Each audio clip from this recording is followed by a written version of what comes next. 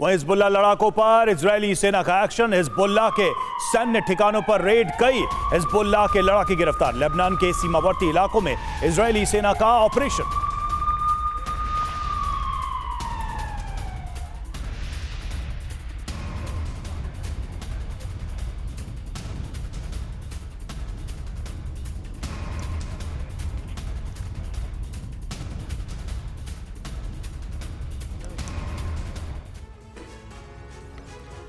तो गाजा में चल रही जंग में इजरायली सेना और हमास आमने सामने है। 39 दिन से चल रही लड़ाई में अब तक हजारों टन बारूद बरस चुका है। ये जानकारी आपको बिग वॉल पर देंगे। और 11,000 से ज्यादा लोगों की अब तक मौत हो चुकी है। देखिए, मिडिल ईस्ट में वॉर गेम चल रहा है और इस बीच इजरायल वर्सेस हमास की जंग में अभी तक क्या क्या हुआ है, ये आपको हम डिटेल में बता रहे हैं। बिल्कुल, देखिए, इजरायल के साथ कौन खड़ा है? तो सबसे बड़ा देश, दुनिया का सुपर पावर अमेरिका खड़ा है। लेकिन हमास के साथ पीछे कौन खड़ा है? ईरान, जो लगातार ये चेतावनी दे रहा है कि इस जंग में वो भी शामिल हो सकता है, कोई उसे कमजोर न समझे। और साथ ही ईरान के पीछे देखिए रूस और चीन जैसे देशों का हाथ है। यही वजह है कि इस युद्ध के लंबा और बड़ा होने की आशंका लगातार व्यक्त की जाती रही है। तो ये इक्वेशन, ये फ्रंट आपको नजर आ रहा है। एक तरफ इजरायल जिसके साथ अमेरिका और पश्चिमी देश, वहीं दूसरी तरफ हमास जिसमें ईरान और उसके साथ रूस और चीन जैसे देशों का भी समर्थन हासिल है।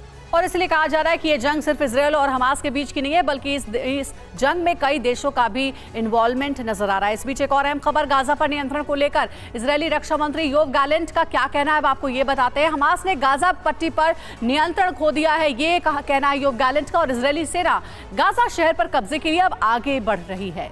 हमास की कोई भी ताकत आईडीएफ को रोकने में सक्षम नहीं है। गाजा के नागरिक हमास के ठिकानों को लूट रहे हैं, यह दावा उन्होंने किया है। और आगे वो कहते हैं कि उन्हें सरकार पर कोई भरोसा नहीं है। इजरायली सेना अपनी योजना के अनुसार आगे बढ़ रही है और हम यानी कि इजरायल अपने लक्ष्य को प्राप्त करके ही रुकेंगे। योव गैलेंट, इजरायली रक्षा मंत्री का ये बड़ा बयान है।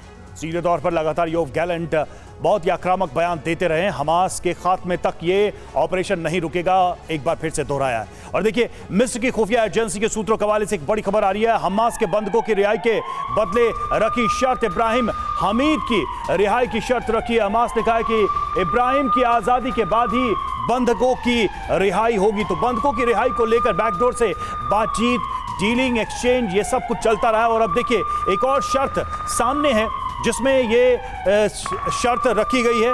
इब्राहिम की रिहाई के बाद बंधकों को छोड़े जाने की बात कही गई है और कहा गया कि अगर शर्त नहीं मंजूर है तो कोई समझौता नहीं होगा। तो हमास और इजरायल के बीच बंधकों की रिहाई पर भी बातचीत जारी है, लेकिन इसमें कई पेच हैं। आपको बताते हैं बंधकों को छोड़ने पर क्या बात हो रही है। हमास की शर्तें क्या हैं? पहली शर्त, पूर्व नेता इब्राहिम हमीद को इजरायली जेल से रिहा किया जाए। इब्राहिम हमीद की रिहाई नहीं होने पर बंधकों को रिहा नहीं किया जाएगा। हमास की शर्त नंबर 2 क्या है? 80 फिलिस्तीनी महिलाओं और बच्चों के बदले इतने ही बंधक छोड़े जाएंगे, यह भी कहा है। हमास की तीसरी शर्त क्या है? 5 दिवसीय युद्ध विराम की मांग की है। 200 फिलिस्तीनी बच्चों और 75 महिलाओं की रिहाई की मांग की है। बदले में 70 बंधकों को रिहा किया जाएगा। नेतन्याहू का इस पर क्या बयान है? बंधकों और फिलिस्तीनी कैदियों की अदला बदली संभव, बंधकों के बदले हमास के कुछ कैदियों की रिहाई हो सकती है। और अगली अहम खबर भी जल्दी से आपको बता दें, गाजा पर आईडीएफ का विध्वंसक प्रहार। 38 दिन में 4300 हवाई हमले किए गए और हमास के 300 टनल भी बर्बाद किया गया है। हमास को चौतरफा नुकसान आईडीएफ पहुंचा रही है।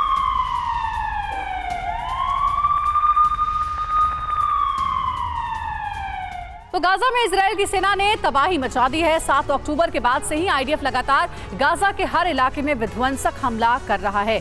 और दावा यह भी किया जा रहा है कि इजरायली सेना अब तक गाजा पर काफी बर्बादी कर चुकी है। 38 दिन में 4300 हवाई हमले किए गए हैं। हमास के लगभग बताया जा रहा है कि 300 टनल बर्बाद कर दिए गए। हमास के 3000 बुनियादी ढांचे को भी तबाह किया गया हमले में। 100 से ज्यादा विस्फोटक ठिकाने नष्ट किए गए। 100 से ज्यादा हमास के कंट्रोल सेंटर को हमले में उड़ा दिया गया है। तो ये बड़ी जानकारी जिसमें आईडीएफ दावा कर रहा है कि गाजा में जो युद्ध चल रहा है हमास के साथ, उसमें हमास को बड़ा नुकसान पहुंचाया गया है।